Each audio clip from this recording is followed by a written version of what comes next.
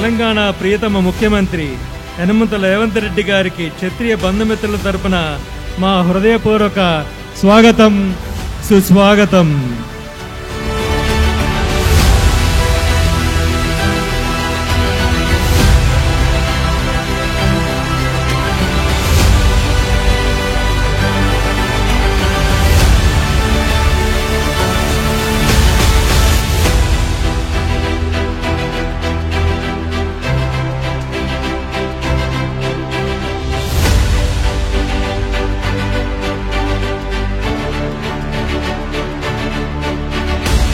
ఒక నాయకుడు అంటే ఎలా ఉండాలో దానికి ఒక నిర్వచనం మన రేవంత్ రెడ్డి అన్న.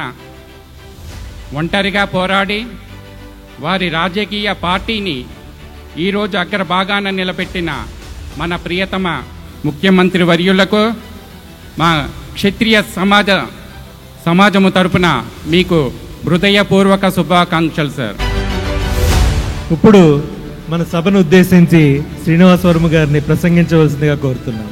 ఈనాటి క్షత్రియ సేవా సమితి ఆధ్వర్యంలో గౌరవ ముఖ్యమంత్రి గారు శ్రీ రేవంత్ రెడ్డి గారికి జరుగుతున్నటువంటి అభినందన సభకు అధ్యక్షత వహించినటువంటి క్షత్రియ సేవా సమితి తెలంగాణ ఆంధ్రప్రదేశ్ అధ్యక్షులు నాగరాజు గారికి, ఉమ్మడి ఆంధ్రప్రదేశ్ విడిపోయినటువంటి సందర్భంలో మనంతా ఉద్వేగానికి గురైనటువంటి పరిస్థితి.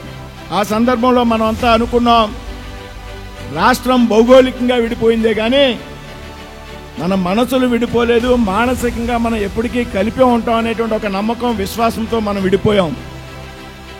అదే నమ్మకం, విశ్వాసంతో ఈవేళ ఈ రెండు రాష్ట్రాల్లో అయినటువంటి క్షత్రియ సమాజం ఏదైతే ఉందో అది విడిపోకుండా ఒక్కటిగా ఉండి సీతారామరావు అల్లూరి క్షత్రియ సేవా సమితి తెలంగాణ రాష్ట్రం ఆంధ్రప్రదేశ్ పేరు మీదుగా ఇవాళ ఈ వేడుక నిర్వహిస్తున్నాం అనేటువంటి విషయాన్ని మనంతా కూడా గుర్తు తెచ్చుకోవాలి.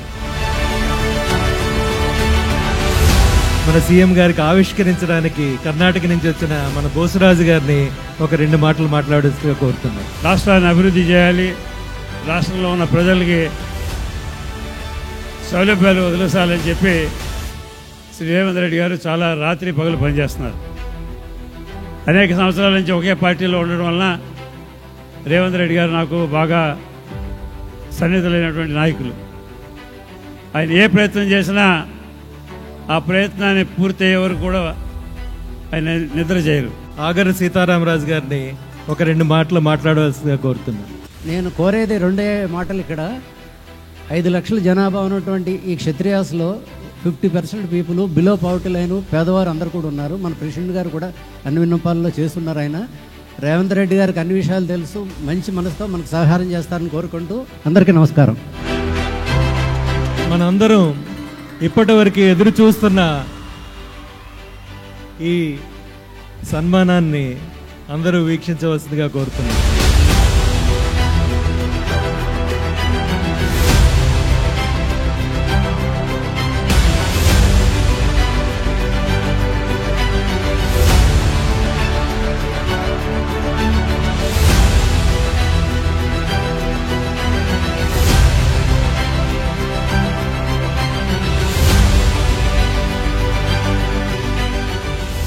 ప్రశ్నించే గొంతు నుండి శాసించే గొంతుగా ఎదిగిన మన రేవంత్ అన్న అట్టడుగున బడుగుల అభివృద్ధికై నిరంతర ఆలోచన గౌరవ ముఖ్యమంత్రి శ్రీ రేవంత్ రెడ్డి గారిని సభను ఉద్దేశించి మాట్లాడవలసిందిగా మీ అందరి హర్షాల ధ్వనుల మధ్య ఆహ్వానిస్తున్నాం.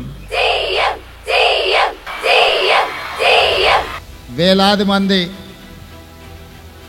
రాజులు ఇక్కడికి వచ్చి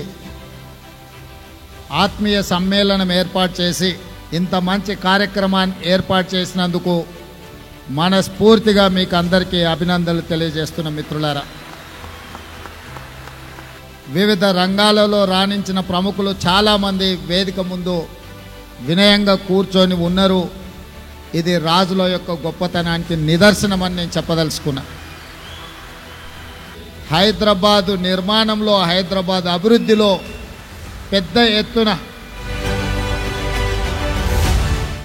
దేశానికే ఆదర్శంగా నిలబడ్డ సత్యం రామలింగరాజు కుటుంబం నుంచి మొదలు పెడితే చాలామంది సిరీస్ కావచ్చు, ఎన్సిసి కావచ్చు, రాజుల యొక్క దర్పం ఉండే, రాజుల యొక్క నైపుణ్యం ఉండే క్షత్రియ భవన్ని అద్భుతంగా మీరు నిర్మించండి. నిర్మాణానికి అవసరమైన స్థలాన్ని ప్రభుత్వం వైపు నుంచి ఇచ్చే బాధ్యత నాది, దాన్ని అద్భుతంగా నిర్మించే బాధ్యత మీది. మళ్ళీ ఆ రోజు భవనం నిర్మించినాక మళ్ళీ మీతో ఆత్మీయ సమ్మేళనం ఏర్పాటు చేసి మళ్ళీ మీతో నా ఆలోచనలను పంచుకొని, ఎందుకంటే చాలామంది కష్టపడితే తప్ప ఈ కార్యక్రమం విజయవంతం కాదు. అందులో చాలా వైబ్రెంట్గా ఉన్నది, చాలా అంటే చాలా అద్భుతంగా మీరందరూ ఈ కార్యక్రమాన్ని నిర్వహించారు. మనస్ఫూర్తిగా మీకు అభినందనలు తెలియజేస్తూ మీ అందరి దగ్గర సెలవు తీసుకుంటున్న మిత్రులారా.